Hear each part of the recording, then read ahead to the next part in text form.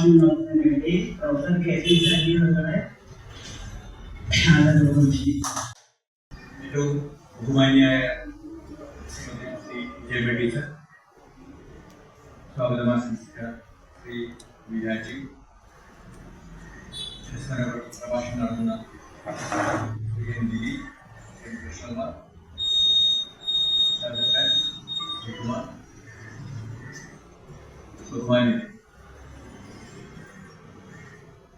ശ്രീനാരായണ ഗുരു ഒന്ന് നേരിട്ട് അനുഗ്രഹിച്ച ഈ ഗ്രന്ഥാലയത്തിൽ അദ്ദേഹത്തിന്റെ ഏറ്റവും പ്രമുഖനായ ശിഷ്യനെ കുറിച്ച് രണ്ടു വാക്ക് സംസാരിക്കാൻ അവസരം ലഭിച്ച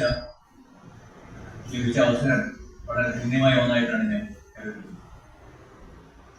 മാത്രമല്ല, ഇപ്പോൾ ശ്രീ ദിലീപ് സാർ പറഞ്ഞു,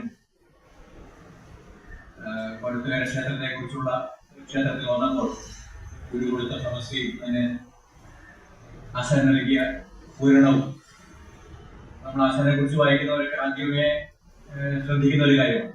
ആ ഒരു ചരിത്ര സംഭവത്തിന് തന്നെ സമീപത്ത് വന്നു നിൽക്കാൻ ലഭിച്ചതും നല്ല അവസരം ലഭിച്ചതും വളരെ ജീവിതത്തിലെ ഒരു ഭാഗ്യമായിട്ട് ഞാൻ കരുതുകയാണ്.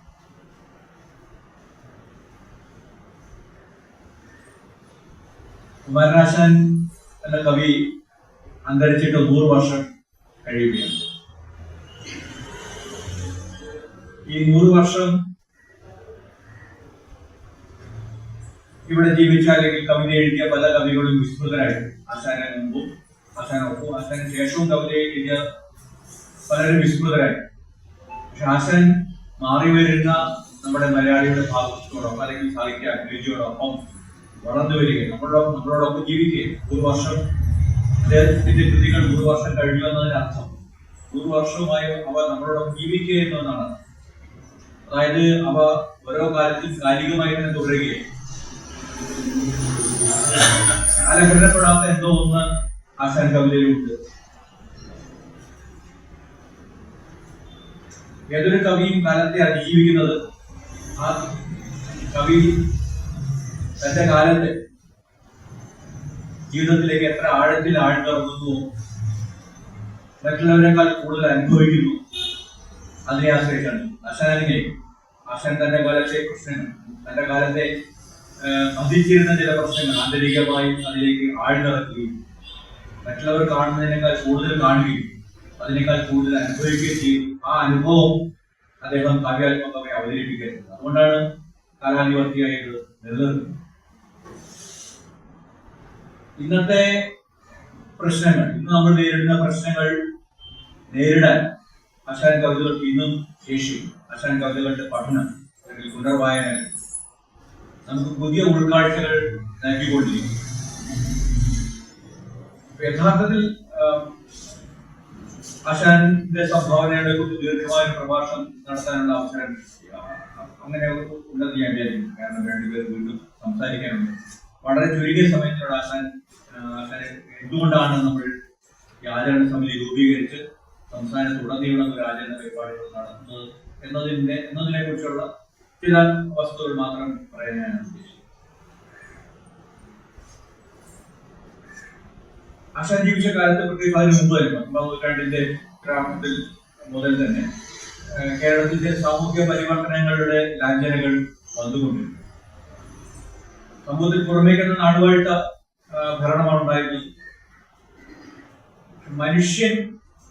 മനുഷ്യത്വം അല്ലെങ്കിൽ മനുഷ്യനെ കേന്ദ്രീകരിച്ച് ഉള്ള ഒരു ചിന്തകളാണ് രൂപം കൊണ്ടിരുന്നത്.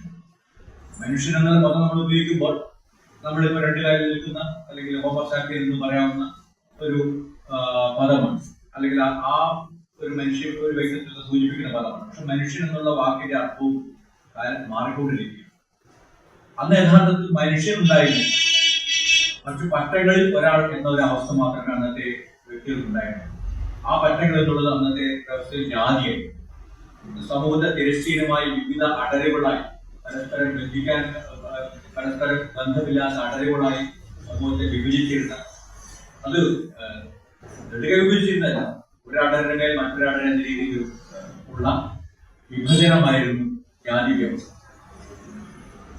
അത് ഇന്ത്യയിലെ മറ്റ് സംസ്ഥാനങ്ങളിലെ ജാതി വ്യവസ്ഥയിൽ നിന്നും കുറച്ചുകൂടി വ്യത്യസ്തവുമായിരുന്നു. അതുകൊണ്ടാണ് വിവേകാനന്ദൻ ജാതി വ്യവസ്ഥ തന്നെ നിലനിന്നിരുന്ന ബംഗാളിൽ നിന്നും വിവേകാനന്ദന് ഇതൊരു ഭ്രാന്താലയമാണെന്ന് തോന്നിക്കുന്ന രീതി അത്രത്തോളം തീക്ഷ്ണമായിരുന്നു ആ ജാതി വ്യവസ്ഥ. ഒരാളുടെ ജീവിത വൃത്തികളും അയാളുടെ ഭാഗധേയങ്ങളും മുഴുവൻ നിർണ്ണയിക്കുന്നത് ജാതിയാണ്. അതിൽ നിന്ന് വ്യത്യസ്തമായിക്കൊണ്ട് ഒരു നിലനിൽപ്പ് ഒരാളുടെ തൊഴിൽ നിർണ്ണയിക്കുന്നത്, ഒരാളുടെ സാമൂഹിക അവസ്ഥ നിർണ്ണയിക്കുന്നത്, ഒരാളുടെ സാമൂഹിക പുരോഗതികളുടെ അവസരങ്ങൾ ഉണ്ടാവുന്നത്, ഇതെല്ലാം ജാതിയുടെ അടിസ്ഥാനത്താണ്. അതിൽ നിന്നും സ്വതന്ത്രനായ ഒരു സ്വതന്ത്ര വ്യക്തി, സ്വതന്ത്ര മനസ്സുള്ള ഒരു വ്യക്തി എന്നൊരു സങ്കല്പം എന്നുള്ള അവസ്ഥയൊന്നുണ്ടായി. പക്ഷേ ബ്രിട്ടീഷുകാരുടെ നേരിട്ടുള്ള ഭരണത്തിന് കീഴിൽ അല്ലെങ്കിലും ബ്രിട്ടീഷുകാരുടെ നിയന്ത്രണത്തിലുള്ള രാജാധിപത്യം തിരുവിതാംകൂറിൽ ചില ആന്തരികമായ മാറ്റങ്ങൾ വരുന്നുണ്ട്. അതിനു മുമ്പ് തന്നെ ബ്രിട്ടീഷ് മിഷണറിമാരുടെ നേതൃത്വത്തിൽ അക്ഷരാഭ്യാസം എല്ലാവർക്കും നൽകാനുള്ള ശ്രമങ്ങൾ നടന്നു. ഒരു കാലത്ത് രാജ്യം തന്നെ അതിന് പിന്തുണ നൽകി. അങ്ങനെ വിദ്യാഭ്യാസവും പതുക്കെ പതുക്കെയെങ്കിലും പ്രചരിപ്പിക്കാനുള്ള അവസരം ഉണ്ടാകുന്നു. അതൊരു പുതിയ പ്രവർത്തനയ്ക്ക് വഴിവെട്ടി കൊടുക്കുന്നു. പ്രിന്റിംഗ് പ്രസ്സുകൾ വരുന്നുണ്ട്, പത്രമാസികൾ വരുന്നുണ്ട്. അതൊക്കെ ചെറിയ തോതിൽ ആ അടഞ്ഞ സമൂഹത്തിലേക്ക് ഒരു പ്രതിബദ്ധതയുടെ അന്തരീക്ഷം ഉണ്ടാക്കി കൊടുക്കുന്നു. അതോടൊപ്പം തന്നെ ജാതി തൊഴിലുകളിൽ നിന്ന് വ്യത്യസ്തമായി ഉള്ള തൊഴിലുകൾ ചെയ്യേണ്ടി വരുന്ന ചില അവസരങ്ങൾ ഉണ്ടാകും. ഇപ്പോൾ രാജാവിൽ നിന്ന് പണ്ടാരോഗ പാട്ടത്തിൽ ലഭിച്ച ആയിരക്കണക്കിന് ഏക്കർ ഭൂമി വലിയ വൻകിട തോട്ടം കൃഷികൾ വരും. ആ തോട്ടം കൃഷികളൊക്കെ വരുമ്പോൾ അവിടെ നൂറുകണക്കിന് തൊഴിലാളികൾ ഒന്നിച്ചിരുന്ന് പണിയെടുക്കേണ്ട സ്ഥലങ്ങളാണ്. അപ്പൊ അവിടെ ഈ തൊട്ടുകൂടായ്മയും തിരികൂടായ്മയും ബാധകമാകും. കാരണം എല്ലാവരും ഒന്നിച്ചിട്ട് പണിയെടുക്കേണ്ടവരാണ്. അടുത്തിരിക്കുന്നവർ ആരാണ്, ഏത് ജാതിയാണ്, ഒരു ജാതിയിൽ നിന്ന് മാത്രം തൊഴിലാളികൾ കിട്ടില്ല. അപ്പൊ തേയിലത്തോട്ടമാണെങ്കിൽ തേയിലപ്പണി മാത്രം ചെയ്തൊരു ജാതി, അപ്പൊ എല്ലാ ജാതികളിൽ നിന്നും ആൾക്കാരെ അവിടെ വേണം. അപ്പൊ ജാതിയിൽ നിന്ന് വ്യത്യസ്തം അല്ലെങ്കിൽ ജാതി വ്യതിരിക്തമായി ആളുകൾ ഒന്നിച്ചു നിൽക്കേണ്ട ഒരു സാമൂഹിക സാഹചര്യം, ഒന്നിച്ച് പണിയെടുക്കേണ്ട സാഹചര്യം. അപ്പൊ ഈ ജാതി ഘടനയെ ഉള്ളിൽ നിന്ന് പുലർത്തുന്ന തരത്തിലുള്ള സാമൂഹിക ചലനങ്ങൾ സമൂഹത്തിൽ സംഭവിക്കും. അതുപോലെ തന്നെ ചില മൂലധന നിക്ഷേപങ്ങൾ കൂട്ടുകമ്പനികൾ വരുന്നു, ബില്ലുകൾ വരുന്നുണ്ട്. അപ്പൊ അവിടേക്ക് മൂലധനം നിക്ഷേപിക്കുന്ന ഒരാൾ ആണെങ്കിൽ ഇന്നത്തെ ഭാഷയിൽ പറയുന്നത് മുതലാളി, അവരുടെ കീഴിൽ പണിയെടുക്കുന്ന തൊഴിലാളി എന്നുള്ള ഒരു പുതിയ വർഗങ്ങളുടെ രൂപീകരണം ഈ അടഞ്ഞ ജാതി വ്യവസ്ഥക്കുള്ളിൽ വരികയാണ്. അപ്പൊ അങ്ങനെ വരുമ്പോ ഈ ജാതി വ്യവസ്ഥക്കുള്ളിൽ കെട്ടിക്കിടക്കുന്ന ആൾക്കാരെ മോചിപ്പിക്കണം. അവരുടെ മോചനം ആവശ്യം. അങ്ങനെ മോചനം ആവശ്യപ്പെടുമ്പോൾ സ്വതന്ത്രനായ ഒരു വ്യക്തി എന്നുള്ള സങ്കല്പം നമ്മുടെ സാമൂഹിക നാടകത്തിൽ ഉയർന്നു വരികയാണ്. അതുവരെ സ്വതന്ത്രനായ വ്യക്തി ഉണ്ടായിരുന്നില്ല. ഒരാളുടെ ജോലി എന്താണ് നിർണ്ണയിക്കുന്ന അയാളല്ല, അയാളുടെ ജാതിയാണ്. തൊഴിൽ വ്യത്യസ്തമായിരുന്നു. അല്ലെങ്കിൽ ജാതിയിൽ നിന്ന് വേറിട്ട് ഒരാൾ മാറിപ്പോകുക എന്നർത്ഥം അയാൾ സാമൂഹ്യ ഭ്രഷ്ടനാകുക എന്നുള്ളതാണ്. ഒരു പത്രത്തിൽ ഒരാൾ നമ്മളിപ്പോ ഈ തണ്ണിമത്തൻ എന്നാണ് പറയുന്നത്, തണ്ണിമത്തന്റെ ഉള്ളിലേക്ക് ഒരു അത് അവിടെ ഇങ്ങനെ കിടക്കുകയാണ്, അതിനുള്ളിൽ തന്നെ ബന്ധിക്കപ്പെട്ട് കിടക്കുക. അപ്പൊ അതിനുള്ള അത്തരം അതിന്റെ വ്യക്തികളെ മുഴുവൻ മോചിപ്പിച്ച് അതിനെ സ്വതന്ത്രനായി വളർന്നെടുക്കാൻ സാഹചര്യം ഉണ്ടാകും. അതിനെ മോചിപ്പിക്കുക, ആ വ്യക്തി സത്തയെ മോചിപ്പിക്കുക എന്നുള്ളത് സാമൂഹ്യ ആവശ്യകത ഈ സ്വതന്ത്ര വ്യക്തി എന്നുള്ള സങ്കല്പം ഉയർന്നു വരുന്ന സന്ദർഭത്തിലാണ് അതിന്റെ ഒരു പ്രകാശനം എന്ന രീതിയിലാണ് ശ്രീനാരായണ ഗുരുവിന്റെ പിന്നീട് കുമാരനാശാന്റെ ഒരു പ്രസ്ഥാനം വരും. ആ പ്രസ്ഥാനത്തെയാണ് നമ്മൾ നവോത്ഥാന കേരള നവോത്ഥാനം എന്ന് പറയുന്നത്. അപ്പൊ മനുഷ്യൻ എന്നുള്ളൊരു സങ്കല്പം വരും, മാനവവാദം എന്നുള്ള സങ്കല്പം വരുന്നു. ആ മാനവവാദത്തെ അടിസ്ഥാനപ്പെടുത്തുന്ന ഒരു പുതിയ പ്രസ്ഥാനം, പുതിയൊരു സ്വതന്ത്ര പ്രസ്ഥാനം, അതാണ് കേരള നവോത്ഥാനം എന്ന് പറയുന്നത്. ആ കേരള നവോത്ഥാനത്തിന്റെ യഥാർത്ഥത്തിൽ തിരികൊടുത്തിയത് 1888 ശ്രീനാരായണ ഗുരു നടത്തിയ പ്രതിഷ്ഠയാണ്. അദ്ദേഹം വന്നു ജാതിഭേദ മതദ്വേഷ ഭേദമില്ലാത്ത സർവരും സോദരത്വേന വാഴുന്ന മാതൃകാസ്ഥാനമാമിത് എന്നുള്ളൊരു തുണിയിൽ എഴുതി അരിയൂപ്പുഴ ക്ഷേത്രത്തിന്റെ അരിയൂപ്പുഴ പ്രതിഷ്ഠയ്ക്ക് തലേ ദിവസം തന്നെ അദ്ദേഹം 2 മരത്തിനിടയിൽ തുണി എഴുതി കുറിച്ചു. അപ്പൊ സർവരും സോദരത്വേന വാഴുന്ന മാതൃകാസ്ഥാനമാമിത് എന്ന് പറയുമ്പോൾ സർവർ എന്നത് ശ്രദ്ധിക്കണം. എല്ലാവരും പറഞ്ഞാലാണ് അന്ന് എല്ലാവരും ഒന്നിച്ചിരിക്കേണ്ട ഒരു സ്ഥലമൊന്നുമില്ല. ജാതിയിൽ നിന്ന് വ്യത്യസ്തം അല്ലെങ്കിൽ പല ജാതി ആൾക്കാർ ഒന്നിച്ചു കൂടാൻ പറ്റുന്ന സ്ഥലം കേരളത്തിൽ ഇല്ല. ജാതി ശരീരം ഒന്നിക്കുന്ന ഇടകൾ മാത്രമേ ഉള്ളൂ. അങ്ങനെ സർവരും സോദരത്വേന സഹോദര മനസ്സോടുകൂടി അങ്ങനെയും ഒരു മനോഭാവം കേരളത്തിൽ ഇല്ല. സഹോദര മനസ്സോടുകൂടി എല്ലാവർക്കും ഒന്നിച്ചിരിക്കാൻ കഴിയില്ല. സഹോദര മനസ്സ് തന്നെ ഇല്ല. അപ്പോഴും ജാതി മനസ്സ് മാത്രമേ അല്ലെങ്കിൽ ജാതി അങ്ങനെയാണ്. അപ്പോൾ അതൊരു വെല്ലുവിളിയാണ്. അന്നത്തെ സാമൂഹിക വ്യവസ്ഥക്കെതിരെയുള്ള വെല്ലുവിളിയാണ് ഈ വലിയ ജാഥ നയിച്ചിട്ടുണ്ട്. പക്ഷെ അദ്ദേഹം എഴുതി വെച്ചത് ഈ സവർണാധിപത്യത്തിലുള്ള ജാതി വ്യവസ്ഥക്കെതിരെയുള്ള ആ സമൂഹം മാറ്റാൻ വേണ്ടിയുള്ള ആഹ്വാനം വരുന്നതിന് വെല്ലുവിളിയാണ്. അതാണ് സോദരത്വേനമായിരുന്ന മാതൃകാസ്ഥാനമാണ്. ആ ഗുരു ഈ മാനവവാദത്തിന്റെ ഒരു പ്രഖ്യാപനമാണ്. ആ ഗുരു ആ സമയത്താണ് 88-ൽ ആണ് നടക്കുന്നത്. 91-ലാണ് ആശാനെ ഗുരു കാണുന്നത്. നേരെ അരുവിക്കര ആശ്രമത്തിലേക്ക് കൊണ്ടുപോയി അദ്ദേഹം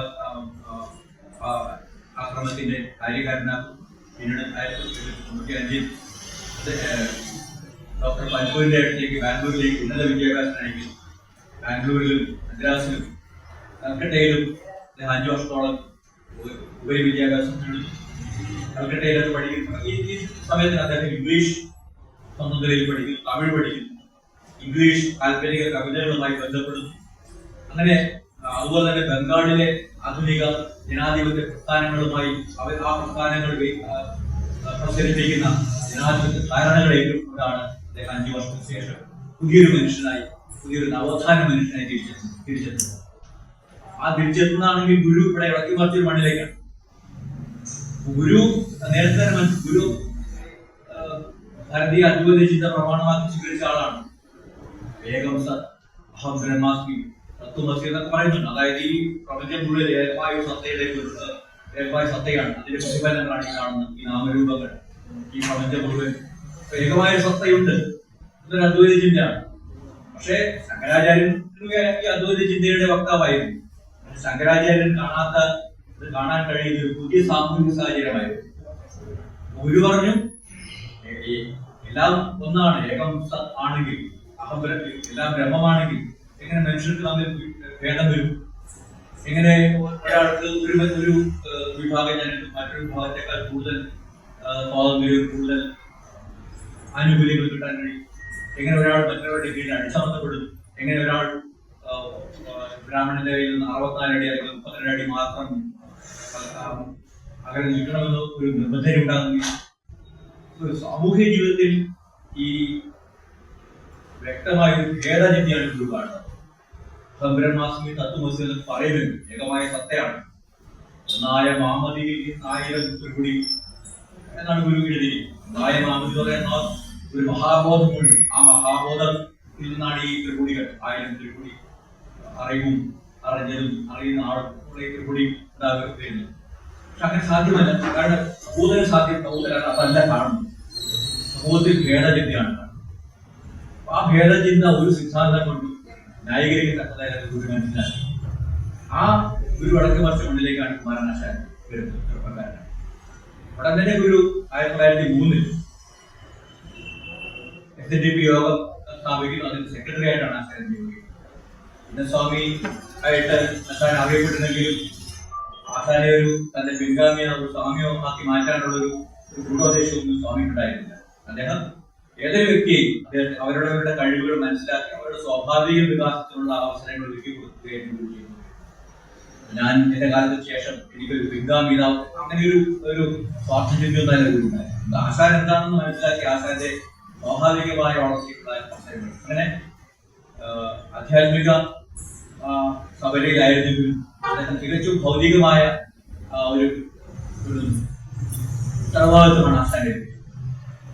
ഗുരുവിന്റെ ഉപദേശങ്ങൾ അങ്ങനെയാണ്. വിദ്യയുടെ പ്രവർത്തനാകുകയും വ്യവസായം കൊണ്ട് ശക്തിപ്പെടുകയും അഭിവൃദ്ധിപ്പെടുക. വ്യവസായം കൊണ്ട് അഭിവൃദ്ധിപ്പെടുത്തുന്ന അതൊരു വ്യവസായം നടത്താൻ ആഹ്വാനം ചെയ്യുന്ന ഒരു ആധ്യാത്മിക ഗുരു എന്നുള്ള സങ്കല്പം തന്നെ വളരെ വിപ്ലവകരമാണ്.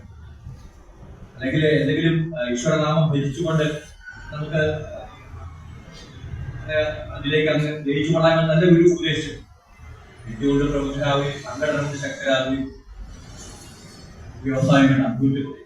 അപ്പൊ അതിന്റെ ഒരു പ്രതിഫലനങ്ങളാണ് SNDP സൃഷ്ടി ആശാന്റെ സെക്രട്ടറിയാക്കുന്നത്. അതിനു മുമ്പ് ചിന്നസ്വാമിയെ അറിയപ്പെടുന്ന ആശാൻ ഈ പൊതുപ്രവർത്തനത്തിൽ പൂർണ്ണ സമയം ഇടപെടുന്നു. അപ്പൊ ഏതാണ്ട് ഇന്നത്തെ ഒരു ആധുനിക രാഷ്ട്രീയ പ്രവർത്തകരെ പോലെ തന്നെയായിരുന്നു.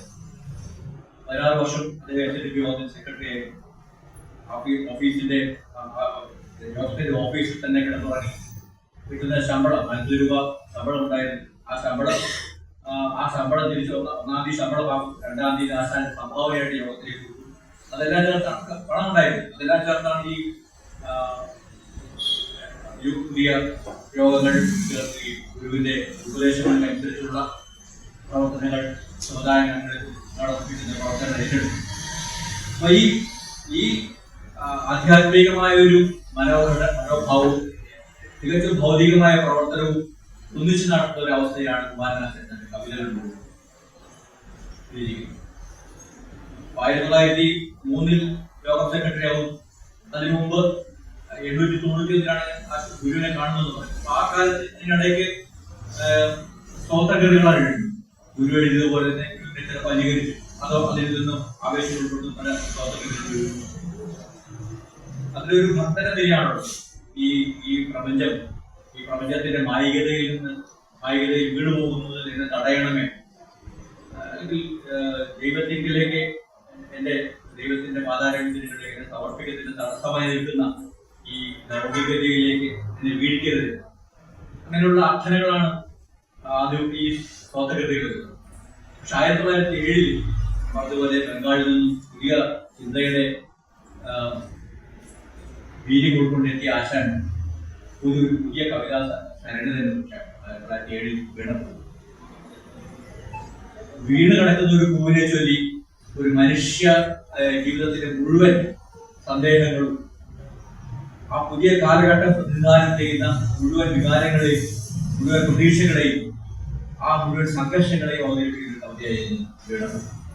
അത് മലയാള കവിതാമാരുടെ വ്യക്തമായ വിച്ഛേദം സൃഷ്ടിച്ച കവിതയായിരുന്നു. നേരത്തെ ഗുരു എഴുതി വെച്ചല്ലോ, മാതൃകാസ്ഥാനം എഴുതി വെച്ചു. അത് ജാതി വ്യവസ്ഥയ്ക്ക് നേരെയുള്ള വെല്ലുവിളിയാണ്. അപ്പൊ അതേ വിഷയം തന്നെയാണ് കാവ്യാത്മകമായ ആശയം അദ്ദേഹം വീണപോലെ അവതരിപ്പിച്ചത്. ഒന്നല്ലി നാം ഈ സഹോദരനല്ലി പോയി, ഒന്നല്ലി കൈ കരിച്ചത് നാമേയില്ല. എന്റെ അർത്ഥം, ഒരു പൂവ് വീണ് കിടക്കുന്ന ഒരു പൂവ്, ആ പൂവ് ആ പൂവിനെ നമ്മളെ എല്ലാം രചിച്ചത് ഒരേ ശക്തി തന്നെയാണ്, നമ്മുടെ സഹോദരനാണ്. അതും ഒരു വെല്ലുവിളിയാണ്. മനുഷ്യർ തമ്മിൽ വളരെ സുനിശ്ചിതമായ ഭേദങ്ങൾ കൽപ്പിച്ചിരുന്ന സമൂഹത്തിൽ നമ്മളെല്ലാം സഹോദരനാണെന്നുള്ള പ്രഖ്യാപനം, വളരെ കാവ്യാത്മകമായ പ്രഖ്യാപനം, അതൊരു വെല്ലുവിളി തന്നെയാണ്. അതോടൊപ്പം തന്നെ ഈ പൂവ് എന്നുള്ളത് വളരെ വ്യത്യസ്തങ്ങളായ അനുഭവങ്ങളുടെ ഒരു വിധാനമാണ്.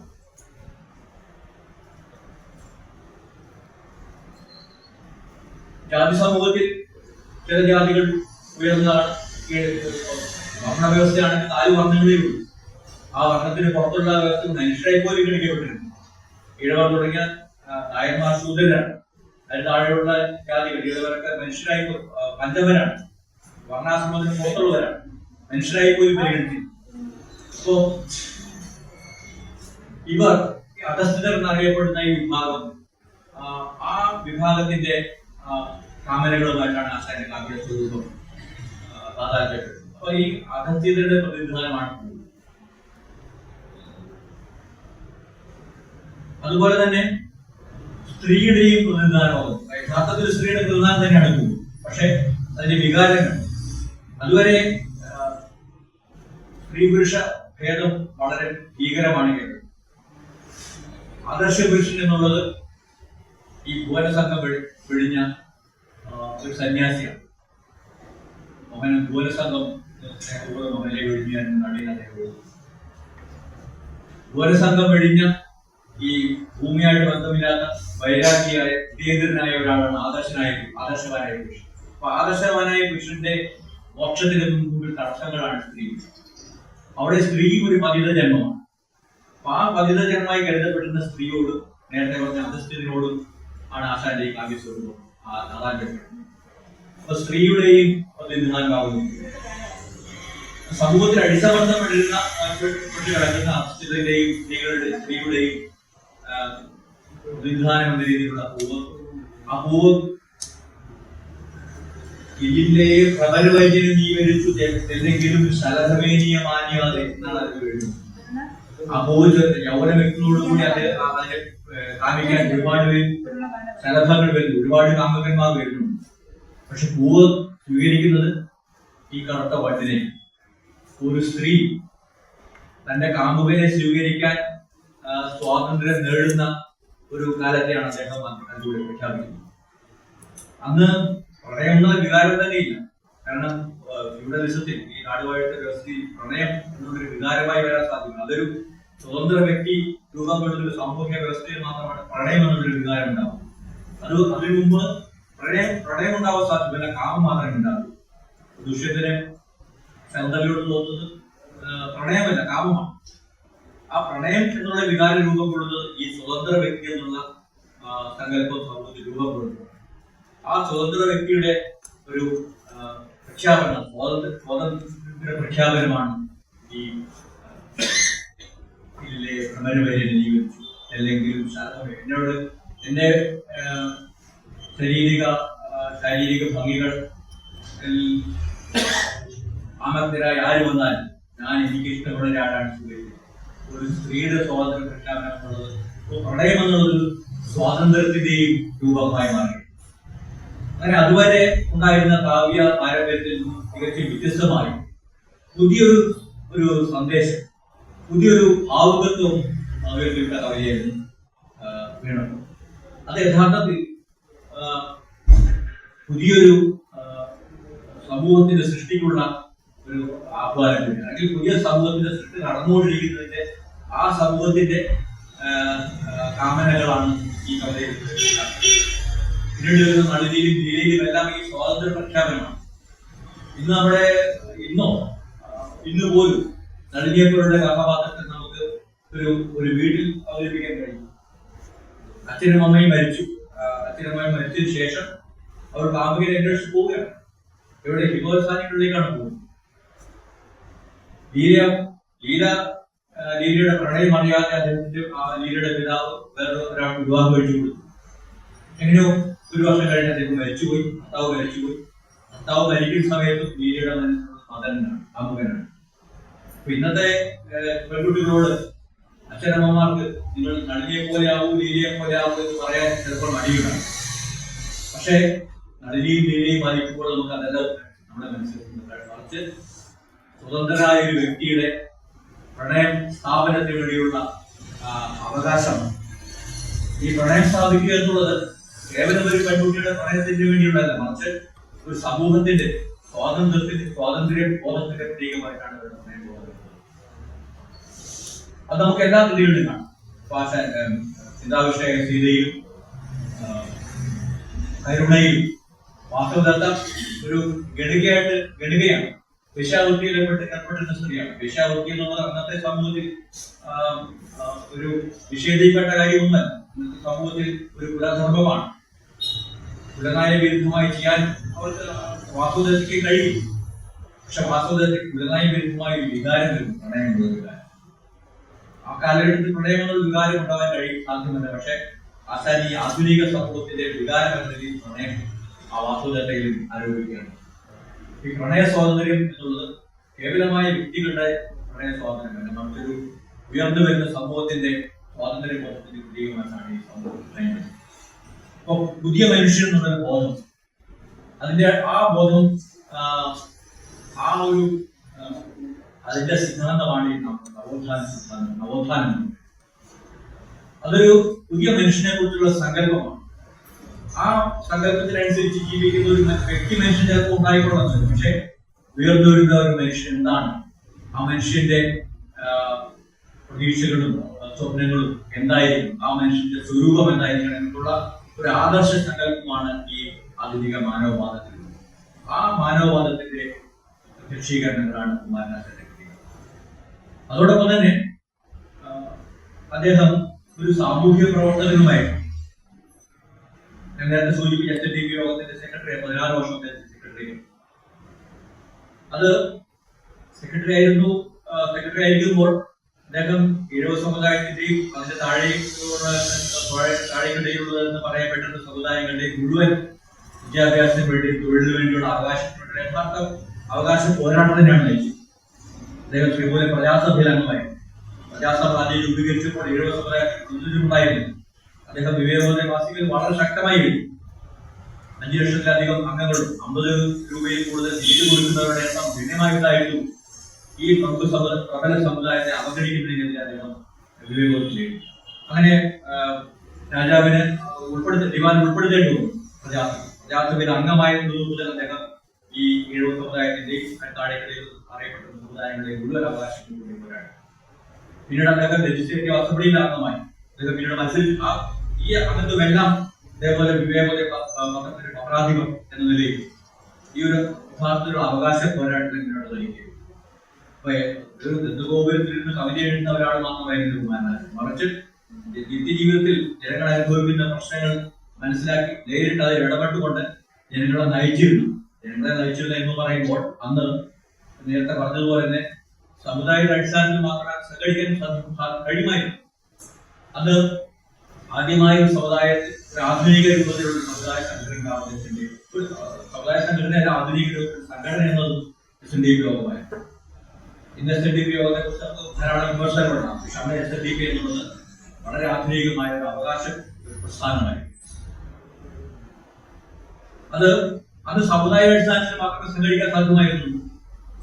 ഇപ്പോ ഈഴവർക്കും ഒരേ സമുദായത്തിൽ നായർ സമുദായത്തെ ഒന്നിച്ചുകൊണ്ട് പോരാടുന്നത് സാമൂഹിക സാഹചര്യങ്ങളുണ്ടായി. അതുകൊണ്ട് ഓരോ സമുദായവും അത് ജാതി എന്ന രീതിയിലായിരുന്നു. സമുദായവും ജാതിയും വ്യത്യസ്ത അർത്ഥങ്ങളിലാണ് പ്രയോഗിക്കുന്നത്. സമുദായ അടിസ്ഥാനത്തിൽ സംഘടിച്ച് ഈ ജാതിക്കെതിരെ SNDP യോഗം സമുദായ അടിസ്ഥാനത്തിലാണ് സംഘടിപ്പിക്കപ്പെടുന്നതെങ്കിലും ജാതിക്കെതിരെയുള്ള പോരാട്ടത്തിന്റെ യുഗയായിരുന്നു, അതിനുള്ള ആയുധമായിരുന്നു.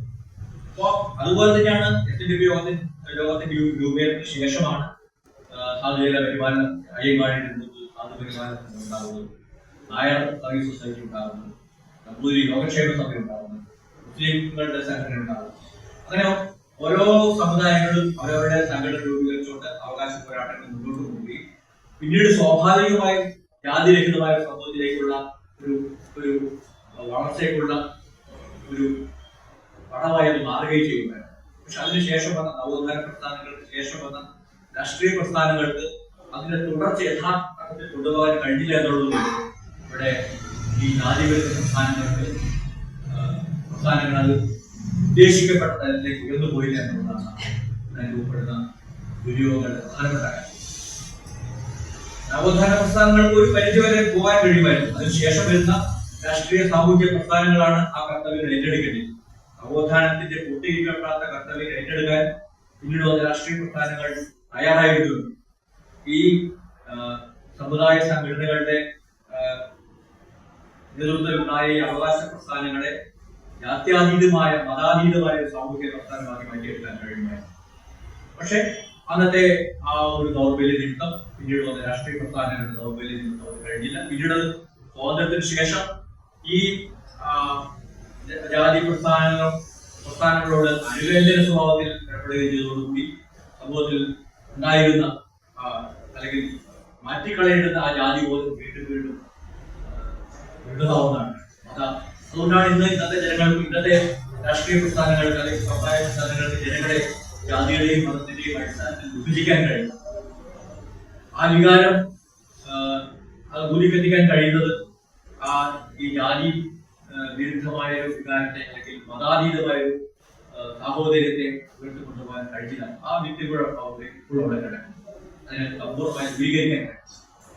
ആ അവസ്ഥയിലാണ് കുമാരനാശാന്റെ രണ്ടാം ശതാബ്ദി ആചരണം വളരെ ശക്തമാകുന്നത്. ചുരുക്കുകയാണ്, കാരണം അധികാരമുള്ളതുകൊണ്ട് ഈ പ്രസക്തിയാണ് നമ്മൾ മനസ്സിലാക്കുന്നത്. എന്തുകൊണ്ട് നമ്മൾ കുമാരനാശാനെ ആചരിക്കുന്നു? മറ്റൊരു കവിയെ നമ്മൾ ഓർക്കുന്നു, അത് നമ്മുടെ ഒരു കർത്തവ്യമല്ല എന്ന ഒരു കർത്തവ്യബോധത്തിന്റെ അടിസ്ഥാനത്തിൽ മാത്രമാണ് കാണിച്ചത്. ഇന്നത്തെ സമൂഹത്തിൽ ഉരുത്തിരിഞ്ഞു വരുന്ന പ്രശ്നങ്ങൾക്ക് ചില കാരണങ്ങളുണ്ട്. ആ കാരണങ്ങളെ അതിജീവിക്കാൻ നമ്മളെ പ്രാപ്തരാക്കാൻ കുമാരനാശാന്റെ വായനയ്ക്ക് കഴിയുമെന്നുള്ളതാണ്. നമുക്ക് ആധുനികമായൊരു സമൂഹം എന്നുള്ളത് മതാതീതമായ സമൂഹം. ഒരാളുടെ മതം എന്നുള്ളത് അയാളുടെ വ്യക്തിപരമായ കാര്യം. ഒരാൾക്ക് ദൈവത്തിൽ വിശ്വസിക്കാം, വിശ്വസിക്കാതിരിക്കാം, ഒരാൾക്ക് ഇഷ്ടമുള്ള മതത്തിൽ വിശ്വസിക്കാം. അത് വ്യക്തിപരമായ ഒരാളുടെ തെരഞ്ഞെടുപ്പ്. പക്ഷെ ആ തെരഞ്ഞെടുപ്പ് സാമൂഹിക ജീവിതത്തിൽ ഒരു നിർണായ ശക്തിയായി മാറാൻ സാധ്യമല്ല. പൊതു രംഗത്ത് ഈ മതം ഒരു തീരുമാനമെടുക്കുന്ന ശക്തിയായി മാറാൻ സാധിക്കും. അതാണ് ആധുനിക ജീവിതത്തിന്റെ അടിത്തറയാണ്. അതുപോലെ തന്നെ സങ്കുചിതമായ രാഷ്ട്രീയ നേട്ടങ്ങൾക്ക് വേണ്ടി ഈ ജനങ്ങളുടെ മനസ്സിൽ അടിച്ചുകൂടിയിരിക്കുന്ന ജാതി മത വികാരങ്ങളെ ആവശ്യാനുസരണം തിരികൊളുത്തിവിടാൻ കഴിയുന്ന സാഹചര്യം. ആ സാഹചര്യത്തിൽ കുമാരനാശാന്റെ ജാതിക്കെതിരെയുള്ള പ്രബോധനങ്ങൾ, അതോടൊപ്പം തന്നെ കവിതകൾ, അദ്ദേഹത്തിന്റെ സമുദായ പ്രവർത്തനം, ജാതിക്കെതിരെയുള്ള കവിതകളും നളിനി, വീണപൂവ്, ലീല തുടങ്ങിയ കാൽപ്പനിക കാവ്യങ്ങളും യഥാർത്ഥത്തിൽ ഒരേ കർത്തവ്യമാണ് നിർവഹിക്കുന്നത്. അത് നവോത്ഥാന പ്രസ്ഥാനം ബാഹ്യമായും ആന്തരികമായും ചില പരിവർത്തനങ്ങൾ മനുഷ്യർ വരുത്തേണ്ടതാണ് എന്നുള്ള ആഹ്വാനം നൽകിയിരുന്നു. ബാഹ്യമായ പരിവർത്തനത്തിനുള്ള ആഹ്വാനം നൽകിയ പ്രവർത്തനങ്ങളാണ് ആശാൻ അദ്ദേഹത്തിന്റെ സമുദായ പ്രവർത്തനങ്ങൾ സെക്രട്ടറി വരെ നടത്തിയത്. ബാഹ്യമായ ജീവിതത്തിൽ, പൊതുജീവിതത്തിൽ വരുത്തേണ്ട മാറ്റങ്ങളെ കുറിച്ചാണ്. അതോടൊപ്പം തന്നെ പുതിയൊരു മനുഷ്യനായി രൂപം കൊള്ളാൻ ഒരു മനുഷ്യന്റെ ആന്തരിക ജീവിതത്തിൽ വരുത്തേണ്ട മാറ്റങ്ങൾ എന്തൊക്കെ എന്ന് ആഹ്വാനം ചെയ്യുന്നതാണ് കവിത. ഈ കാലഘട്ടത്തിൽ യഥാർത്ഥത്തിൽ ഒരു ധർമ്മത്തിന്റെ രണ്ട് വിവിധ ഭാവങ്ങളാണ് അദ്ദേഹത്തിന്റെ ഈ കാൽപ്പനിക കവിതകളിൽ കൂടി സാമൂഹ്യ പ്രവർത്തനത്തിൽ കൂടി അദ്ദേഹം കാണിക്കുന്നത്. അപ്പൊ ഈ സമഗ്രമായി ഈ സാമൂഹ്യ പ്രവർത്തനത്തെയും അദ്ദേഹത്തിന്റെ കവിതകളെയും സ്മരിക്കുമ്പോഴാണ് അദ്ദേഹത്തിന്റെ സമകാലിക പ്രസക്തി നമ്മൾ മനസ്സിലാക്കുന്നത്. മറ്റ് ഏതൊരു കവിയെക്കാളും സമകാലീന പ്രസക്തരെ അദ്ദേഹം തുടരുന്നതിന്റെ കാരണമാണ് നമ്മൾ നേരിടുന്ന പ്രശ്നങ്ങൾ ഇന്നും പരിഹാരം പരിഹാരം നേടാൻ ശ്രമിക്കുന്നവർക്ക് ആശാരിന്റെ ഒരു വഴിവിളക്കായി അതുകൊണ്ടാണ് ഈ കുമാരനാശാൻ ചരമശതാബ്ദി ആചരണ ഒരു സംസ്ഥാനത്തുടനീളം നിൽക്കുന്ന ഒരു പ്രധാനമായ മാറ്റം ആഗ്രഹിച്ചുകൊണ്ട് പ്രൊഫസർ എം കെ സാൻ, ഇന്ന് കേരളത്തിലെ ഏറ്റവും ഉയർന്ന ആശാൻ പണ്ഡിതൻ എന്ന് പറയാവുന്ന എം കെ സാൻ ചെയർമാനായിക്കൊണ്ടൊരു സമിതി രൂപീകരിച്ചു. ആ സമിതിയുടെ അടിസ്ഥാനത്തിലാണ്, സമിതിയുടെ നേതൃത്വത്തിലാണ് ഈ 2025 ജനുവരി 10 കായിക്കരയിൽ നിന്ന് ഒരു നവോത്ഥാന സന്ദേശയാത്ര ആരംഭിക്കുന്നു. കേരളത്തിലെ വളരെ പ്രമുഖരായ പണ്ഡിതരും കവികളും ശ്രീകുമാറിനെ പോലെയുള്ള കവികളുടെ നേതൃത്വത്തിൽ കായിക്കരയിൽ നിന്ന് പലരിലേക്ക് ഒരു സാംസ്കാരിക യാത്ര നടത്തുകയാണ്. അതിന്റെ ഭാഗമായിട്ടാണ് യുവസാറെ പോലുള്ളവരിലേക്ക് പ്രഭാഷണത്തിനുള്ള അവസരം ഉണ്ടാക്കി. ഈ ഇത്തരമൊരു അവസരം ഒരുക്കിയ നാരായണ സ്മാരക ഗ്രന്ഥശാലയോടുള്ള ഭാരവാഹികളോടുള്ള മുഴുവൻ രേഖപ്പെടുത്തിക്കൊണ്ട് ആശാനെ കൂടുതൽ പഠിക്കാൻ, പുതിയ തലമുറയിലെ ആശാനെ കൂടുതൽ പഠിക്കാനുള്ള ഒരു അവസരമായി ഉപയോഗിക്കണം എന്ന അഭ്യർത്ഥനയും വെച്ചുകൊണ്ട് അവസരം ഇതുകൂടി നമുക്ക് പ്രകാശിപ്പിക്കും.